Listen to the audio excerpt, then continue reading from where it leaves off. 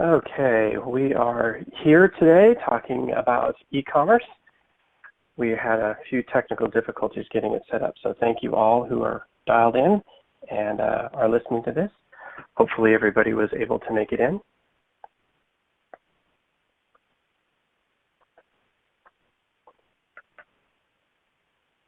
And hopefully everybody can see the slides as well.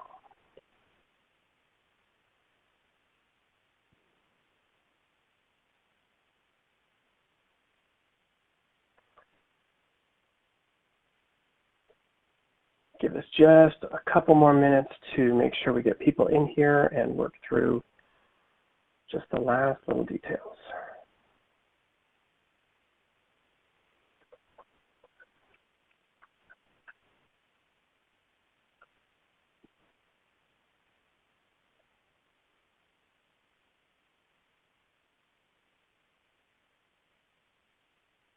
And for everybody who's joining us, if you do have questions as we go through this, you can just go ahead and type them in on the right-hand side in the feedback section, and we will go ahead and field those questions for you at the end with our presenters today, and we'd love to hear from you, so please go ahead and send those in whenever you would like. Just waiting one more second, and Emi's going to join us here.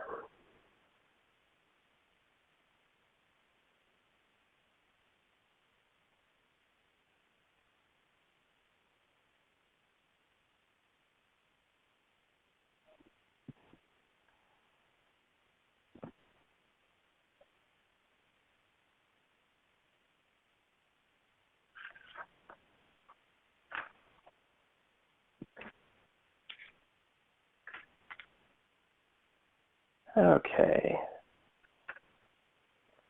All right. Thank you, everybody, for joining today. My name is Kevin. I'm with TapClicks, and we are here today talking about e-commerce in the new normal, what is going on with e-commerce, and how can our brands leverage e-commerce, how can they utilize it, what's going on with it, strategies, tactics, and details around that. We're very excited to have everybody here with us today. We're recording this.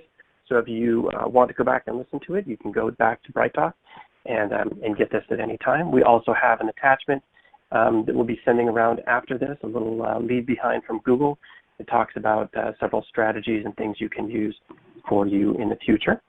We have two very honored guests with us today. Emi is with us from Google.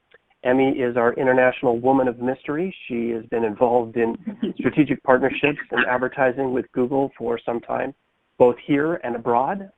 She has a background in technology and, fun fact, has also run her own beauty company. So not only does she make marketing look good, but she makes you look good at the same time. We have Tim, who is also with us today from Team SI. Tim is no stranger to the camera. He is a keynote speaker and panelist on digital marketing across the U.S. as well as in Canada. He really focuses to inspire audiences to want to build and invent the future of technology and the future of marketing, and really focuses on changing no's into what ifs and inspires imagination. And imagination creates the innovation to move everybody forward. Team SI, if you're not familiar with them, they're a data-driven agency of over 120 marketers, and they've affected the lives and the existence of over 800 different businesses. And their real focus is taking the data-driven approach, but the combination of blending traditional and digital marketing to get the best results for their clients and for their brands. And with a degree in meteorology and a deep understanding of marketing, I think Tim is going to help us understand whether the forecast for e-commerce is sunny or if it's cloudy. So with that, thank you both for coming and being here today. Thank you, Kevin. To kick things off, we want to talk high level about some trends in e-commerce. With COVID and everybody on lockdown, we've seen the news reports that e-commerce is booming while traditional brick and mortar continues to struggle. Amazon numbers are off the chart. They keep going up and up and up. People are really embracing the stay-at-home shopping model. Emi, what is Google seeing in terms of trends in this space? Are they seeing the same thing in terms of growth of e-commerce? Oh, we see a significant increase, and I know a lot of retailers, traditional retailers, are moving into e-commerce. So we see a lot of opportunities here. I can start from consumer trends, and I think that will help you kind of think from consumer perspective, and then think future of e-commerce. Does it sound good? Yeah, absolutely. Okay. So let me start from consumer trends and insights. We see people are searching online for what's open near me. That was the beginning of, COVID-19. We see that increase of 60% of that search. I think people are looking for businesses that are open, products that they can pick up. So curbside pickup, home delivery searches grew by 100%. That was at the end of the March, so I'm sure it's over 100% by now.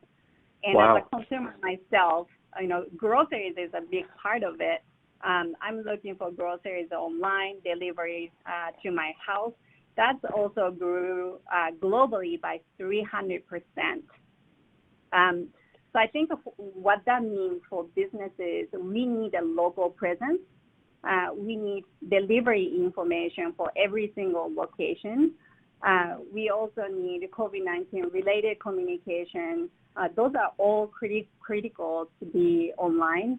As a consumer, I have experience of looking for water balloon this summer, and I went to the store and it says it's there, but they're not open, or they didn't have that in stock. I think we experienced so many different interesting experiences during the COVID-19. So that's a very important insight for all of us to think and how we can help consumers. Right, the frustration of that is significant. Either the store is closed or the product's not in stock. And online, right. we get the immediate gratification of knowing what's in stock, where, what the pricing is, how long it's going to take to get to us. A lot more data is given to us than we typically get going into a retail store. It's it's a little bit of a gamble to go in and know if something is actually going to be there or not. Yeah, and a lot of people don't want to shop in store anymore, so they're looking for delivery options. I think another insight that I want to share is 54% of customers reported that they made purchases from brands that they didn't know before. I think thinking about myself, when I purchase items online, I always pick the companies that I know. This is also the trend that we see. It doesn't have to be a big brand. You can also sell items, and if that's the items that consumer wants, they will purchase online from you. So I think logistics is important, delivery option is important to have that information ready. We also know that 41% of website visitors were new for a lot of us.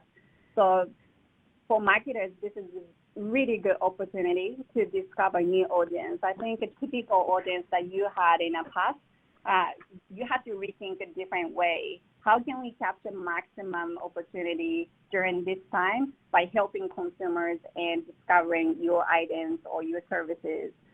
So that's a consumer insight that I wanted to share today. At 41% net new customers, I think anybody would kill for those kind of numbers. Yeah. Tim, from a brand perspective, are you seeing brands kind of move in this direction? What are the trends that you're seeing from an agency standpoint in the conversations you're having? Kevin, we have over 800 clients, and so it really varies from industry to industry, but I can tell you that every month feels like a whole brand new year during this pandemic as people's flows and cart flows and all that stuff changes just rapidly.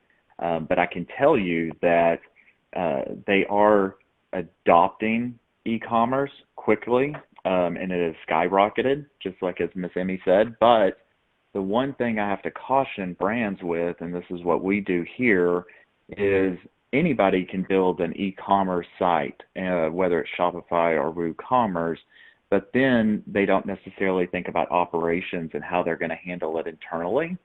And so you can build anything all day long, and you can get them there any day, at any time, using Google Shopping, PLAs, all the different placements we're going to talk about later on. But inside your operations, you really need to be prepared for e-commerce, and don't just think that you're prepared, but truly be prepared. And Tim, you mentioned something earlier when we were talking about some of the industries you touch and how unique they are. When we talk about e-commerce, so often our brains immediately go to consumable goods, right? The things that we buy on a regular basis. But this isn't just for consumable brands, CPG, those kind of companies. You're dealing with companies that are thinking completely outside the box and how to leverage e-commerce. Can you share just some brief insights on some of those things? Yes, sir. We do a lot with farmers across North America, and I can tell you, when Emi was talking about the percentages, I can tell you for parts for their tractors just has skyrocketed, and that's where we're seeing companies saying, oh my gosh, we need a solution for e-commerce because we've never thought about this before. So it's introducing farmers that are 65 plus, and of course there's some millennials in there, but 65 plus, don't think just because they're 65 plus, they're not buying online. Don't think that, because they are. And my 73-year-old mother, I mean, she's on Amazon all day long. So the farmers are as well, and that data really does support it. That's interesting, because you never think of buying a tractor. I mean, I don't even own a tractor, but it's affecting all industries: automotive, farming, consumables, clothing, health and beauty, everything. Everybody is moving in this direction, and kind of looking at this. I read another interesting article about on that one trend with automotive. I will tell you, our searches did increase, just as Ms. Emi was saying, but it was a lot of near me, those kind of searches, and you can't necessarily buy a car online for reasons of federal law and state law, but we saw a ton of website traffic in early stages of pandemic, which was increasing their research, and now we're starting to see the purchasing take place. So that was an interesting trend as well. Yeah, that's great. As we're moving in this direction, Emi mentioned Amazon. Amazon is phenomenal, but from a business perspective, you really don't control your own destiny when you put your products on Amazon. It's great for so many things, but owning your audience, owning your own destiny, owning your own platform is one of the other trends that we have been seeing in people trying to control the audience that's coming through. How that leads us kind of into our next topic of brand readiness. Tim, you talked about a couple different e-commerce platforms. Can you tell us a little bit more about your brands and how they're preparing for this, and some of the strategies you're talking high level in getting prepared for e-commerce? Yeah, so when the phone started ringing and saying we need to be e-commerce, and we were telling them that as well, we had to make sure phase one was to make sure that inside of their operations they could handle it. A lot of people think they can, but then when they start seeing the orders come in, they go, what do we do with these? So make sure you have a plan there. And then number two is, inside of that phase one, you actually may have two different websites because you never thought that you needed to be e-commerce, example for farmers, right? So phase one could be a WooCommerce site attached to your current site for, let's call it a Band-Aid, and Shopify. So, Emi and I were talking, and she sees a lot of Shopify activity. I see a lot of WooCommerce activity. And those two players are making their way known now. And in phase 2, what I would say is you analyze that data, you just prepare and get better and figure out what's your top sellers, organize your store as you would organize the store, a physical store, right?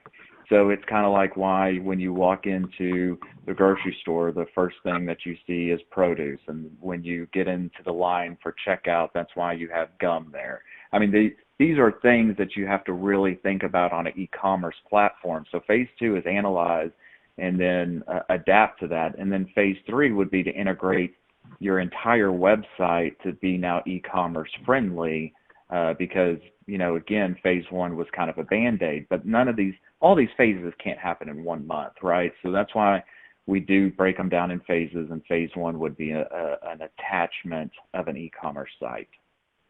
Yeah. I mean, from Google's perspective on brands, are you seeing more brands kind of come into the shopping space? What do you think, and in your conversations with your partners, how ready are they for e-commerce? Yeah, we see 2 different scenarios. One, retailers and companies that were already doing the e-commerce but not doing well.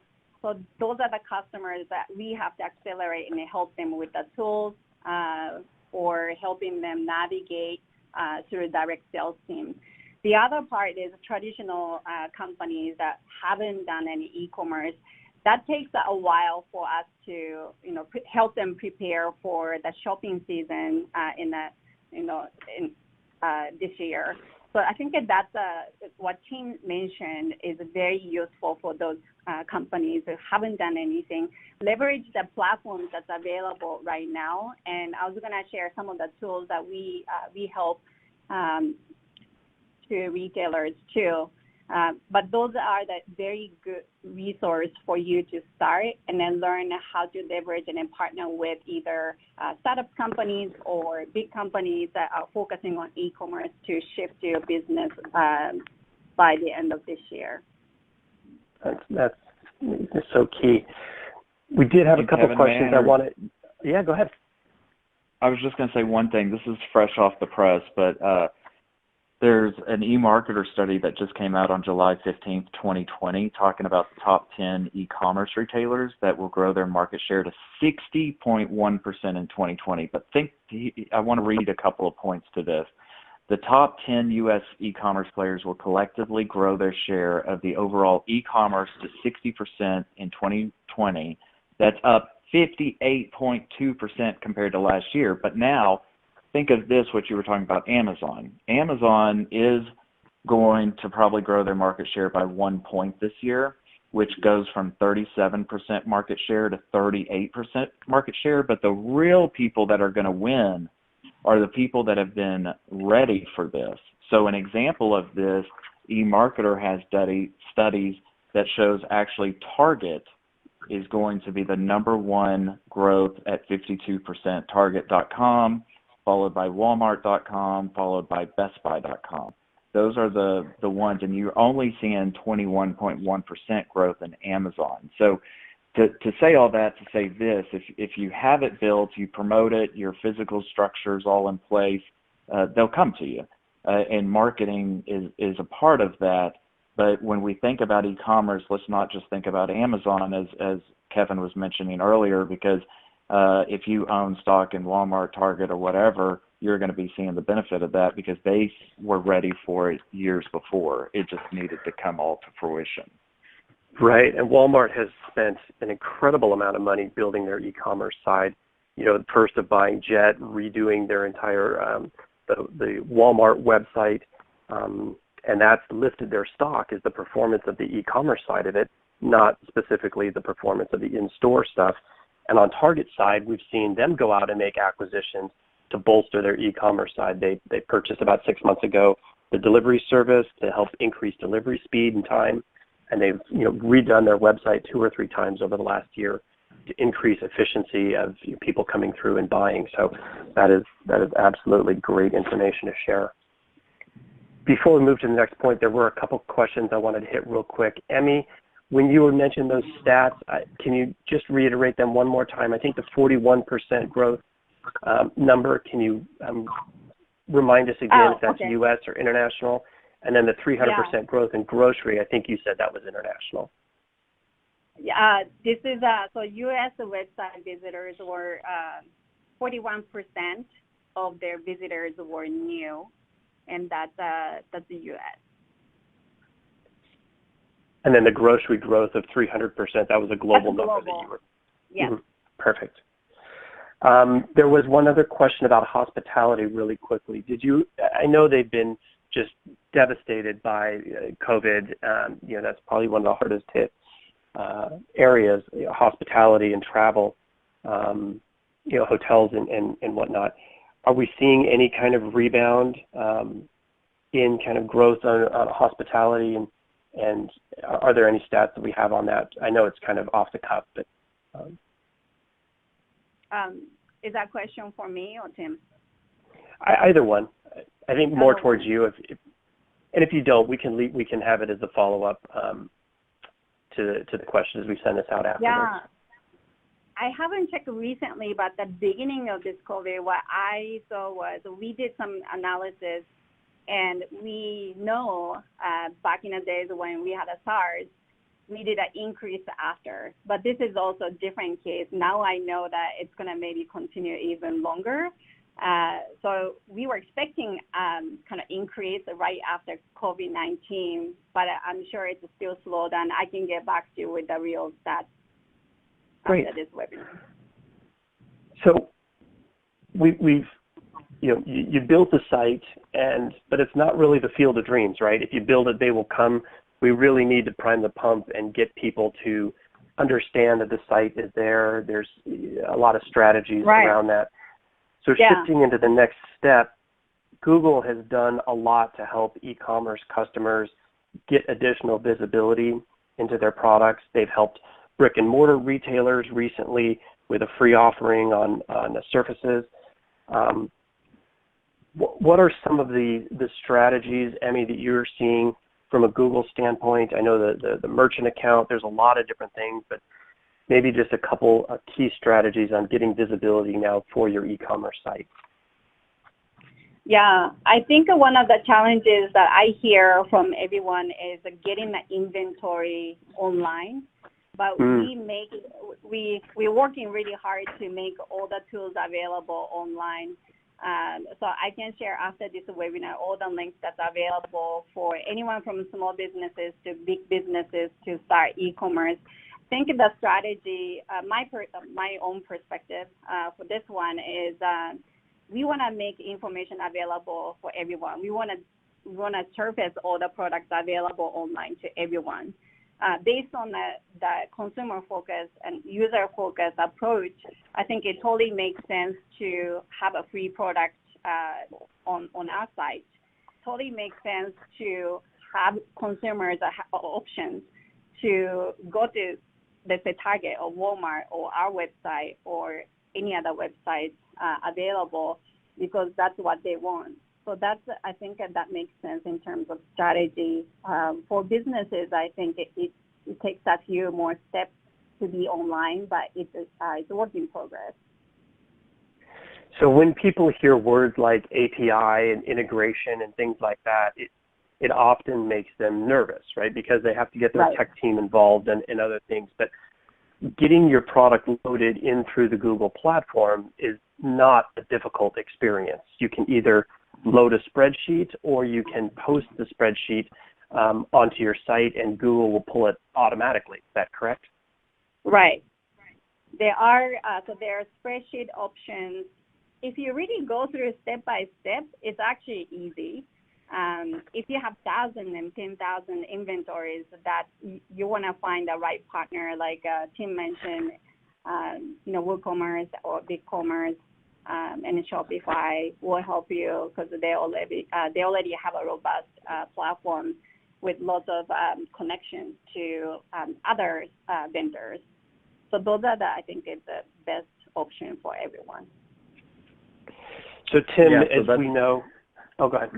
That's where, you build it and there are in WooCommerce, BigCommerce, I believe BigCommerce, I'm not that familiar with, but Shopify, they all have plugins for shopping ads on Google, of course. So that really helps with your campaign. It's also a good organic tool. As you know, organically, though, it's going to take a month or two for your organic presence to be known and to be scraped. So you really need a kind of a widespread digital marketing strategy. But if you want to get your ads out there, a lot of those integrations that are powered by Google are powered also by WooCommerce and Shopify with a direct API. I did want to say one thing on the travel industry and the hospitality, because I don't want to leave that one answered. The only thing that I can tell you from May year over year, and this is the month of May year over year, we indicated about 1.2 billion searches in May 2019 for hospitality and only 1.1 billion searches in May 2020. So that's down 10%, but people are still searching for future travel. Now, that's not bad, a 10% loss when the entire section or segment of the category is just completely shut down. That's it's kind of the same thing. Automotive sales, yeah, I mean, automotive sales was down 60% in the month of May, but our website traffic was up 28% in the month of May. It's just reallocating where those sales are going to happen after they feel safe enough to kind of come in and shop. So I think it also points to the pent-up demand, right? There is continued demand out there for these categories, even if the purchasing isn't happening today, and that gives them hope for the future. Yeah, that's so true. And this is perfect time to build audience and understand the customer needs too. And from a technology standpoint, right, it does not look like e-commerce is going away anytime soon, so it may as well be part of your overall strategy and one more avenue that you're looking to get sales through. Tim, as we know, a lot of advertising runs through Google, but not everything. So in terms of ad strategies and placements, once you have an e-commerce or you're starting to talk about an e-commerce site, direct to consumers, can you share with us a little bit more of some of the expanded strategies you guys leverage? You talked about possibly some native content and how that drives organic SEO stuff. You guys obviously specialize in traditional plus digital and the combination of the two. Maybe you can give us just some additional insights into how to prime the pump and get people going once the site is up. Yeah, I'll tell you the first thing because I really want to be helpful to the audience. So the number one thing is we'll go into their existing Google Analytics because every industry is different. So you don't necessarily know who your audience is without the data. And so data is very important. So if you go into Google Analytics and you click on demographics, hey, there's your demographics. And then you click in market and interest, hey, there's your interest. And that can formulate phase one of where your placement and strategies are going to be. So for example, it was kind of an issue, but on the farmer side, a lot of it was sports. Well, that's kind of not happening. So you got to kind of scratch that one out, think about the next thing. So during this pandemic and the pandemic is starting in probably March, you saw a skyrocketing of connected TV users and upgrading internet, right? So we have Telecom Clients that we specialize in, and it wasn't very hard to get people to sign up for internet. The thing was we had cable cutters that were cutting cable and then taking an Apple TV or a Roku and placing it on top of their TV.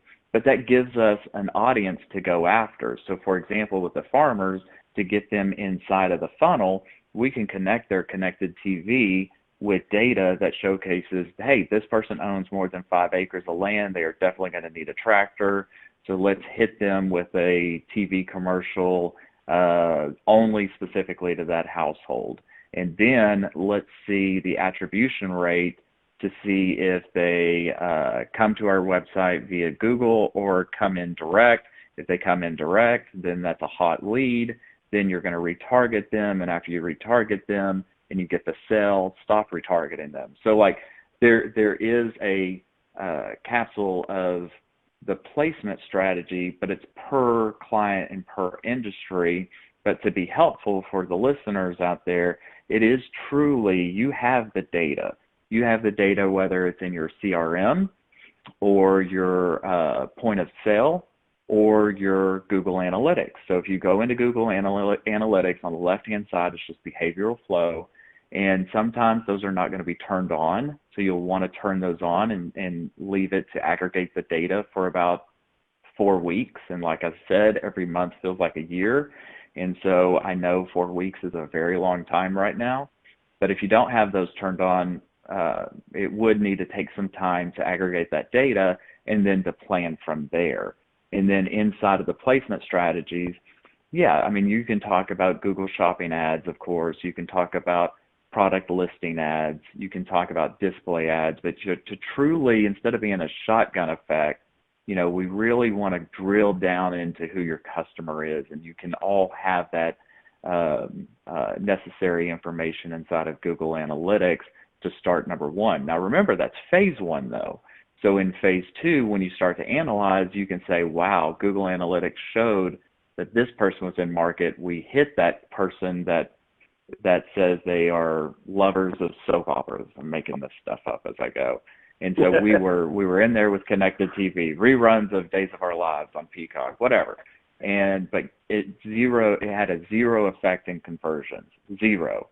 So guess what? In phase two, when you analyze and internally and externally, Days of Our Lives is not going to be in phase three of the full integration and the ways to optimize your campaigns. So you have to constantly look at that. And then plus constantly look at attribution. So that's where I was talking about if somebody went saw the TV spot for a tractor and then went, because they own 5 acres or more, and then went to Google to search, we can capture that attribution. The other big thing is that rolled out during this pandemic that a lot of people are not giving credit for is our smartphones have gotten a lot faster since 5G has rolled out. Now, whatever you do, don't Google 5G conspiracy theories or you'll have a heyday. But the 5G penetration in the marketplace has skyrocketed your smartphone usage on websites because it's faster. And so for those sites for big e-commerce and then WooCommerce, all of that, it's just becoming faster. And the autofill for Google Payments, for all of that stuff is just at the palm of your hands. And so you are going to see more conversions in mobile first than desktop and tablet. So that being said, just whatever you do, and if you go Shopify or WooCommerce or BigCommerce, whatever you do, just please don't design it for desktop first. So if you're looking at desktop and you're designing it, of course you have to design it via desktop, always go to mobile and just see how it looks, because that's where the true activity is. And I can't find an industry where that is not the case. But if it doesn't look good and it doesn't present the information or a good easy flow to the cart and then the outflow to purchase and then payment, or payment then purchase, then you failed. So we really need to work on mobile first. Tim, you said a couple things that just really struck home. I can't tell you how many times I've gone to a site and purchased something and been bombarded for the next 48 hours with retargeted ads. Like, I've already bought it. Stop advertising to me. It seems like such common sense, but when we get into the actual deployment of it, that's the one piece that seems to be constantly overlooked. So thank you for surfacing that. And I think all the consumers across the world are thanking you right now for saying that. The other and it's not an easy process. You have to do a compression list. You know, if somebody has purchased, and then you can take that list and every day and then block that, you necessarily just block that IP to see that ad, because it is annoying. I'm the same way. So it annoys the heck out of me. But it's wasted money, right? In terms of efficiency, yes, it's a little harder to do. It's more difficult, but if we're trying to optimize appropriately and we're doing all these other optimization steps, why not optimize the retargeting piece along with it and not shy away from that? So That Exactly. was great. Yes. On mobile, let's dig into that just a little bit more because I think there's some additional nuggets. We're seeing that not only are people using their phones now because of 4G and 5G, but even sitting home on the couch watching your connected TV or watching Netflix or whatever, people are on their phones looking up different things or buying things. So the Wi-Fi at home is also delivering faster speeds to your mobile devices, your tablets, your smartphones, etc. And we're seeing a huge uptick in people multitasking, and that goes to both your connected TV conversation and also the website piece as well. So really interesting stuff on the mobile side. Please, if you're designing, make sure mobile is definitely the first thing you look at. Yes, most definitely. And the thing to tie with that, I would guarantee 70% of our listeners right now are on their smartphone doing emails or trying to multitask at the same time. The thing I can tell you about mobile with shopping in that EMarketer study I was telling you earlier, I told you about the winners, but guess there's one loser where it goes negative, and that's Macy's. It's negative 5.1% in 2020 for the percent change.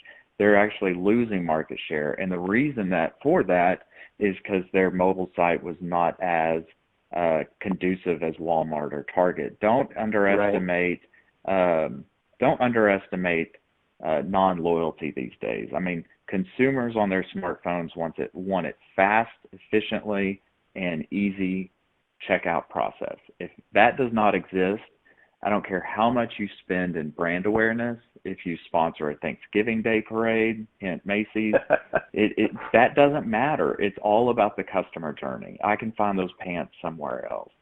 So just make sure when you're setting this up that you really think about that and don't think, hey, I have such a great brand that that will do itself. It won't, I promise.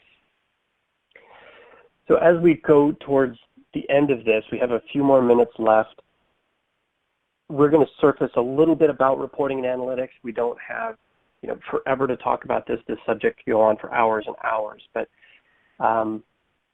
Emi, Google Analytics obviously is kind of the first stop that people go to. Is there additional reporting that Google has that you want to surface? Are there specific stats they should be looking for in there as a first stop as they're seeing the performance come through? Yeah, I hear, Google Analytics everyone uses. I also hear Data Studio demands as well recently. And I know TapClicks has a very robust reporting tool. So I think that agencies and marketers are also using all of the reporting tools available and then choosing the one that for particular use case. That's what I've seen. Yeah, Google Data Studios, for those that are listening, is a great way to take analytics from any different site and kind of combine them all in one sheet so you get an at-a-glance look for multi-channel distribution on that. Tim, I have very rarely found a CEO who even knows how to get into Google Analytics, let alone navigate their way through, like you've just explained to us on the call here today. I'm so impressed by your knowledge, your intimate knowledge of Google Analytics. But above and beyond that, how, as agencies and as brands, how can we streamline the reporting that's coming through to get the most viable information surfaced quickly and efficiently and effectively so that the brands can make good, positive decisions moving forward? What are some strategies that you have around that? Yeah, so it's all about attribution, and it's all about having all these different segments that you may do tied into one central system. So an example is when you're talking about ad placements, we can't do 100% Google and just have that API in. You got to vary those channels up. And so you want a reporting tool that brings it all centralized in, and then you can really calculate and find out what I was saying earlier, like days of our lives, if that's performing or not, being in a commercial there, or having banner ads on weather.com, is that converting, but yahoo.com is converting better, or, you know, examples like that. So you really need to have all this integrated data to be able to showcase that. Personally, we at Team SI use TapClicks for that process, and tied inside of a agency dashboard, but then also as client dashboards for storytelling for the clients. And so that helps us. But other than that, it really is getting very granular in the data to see what is working and what is not. But if you talking about Google Analytics, if there are CEOs or VPs or whomever, I don't care if you own General Motors. Like, you need to treat Google Analytics as your as you know, when people walk into a Best Buy, there's a infrared camera that counts how many people come into the store and then out the door, and they get a pump in, pump out report. So people will know what I'm talking about if they're in that space in retail. And so the same thing goes for your digital store. Google Analytics are your cameras in the store, is the counter, is your cash register.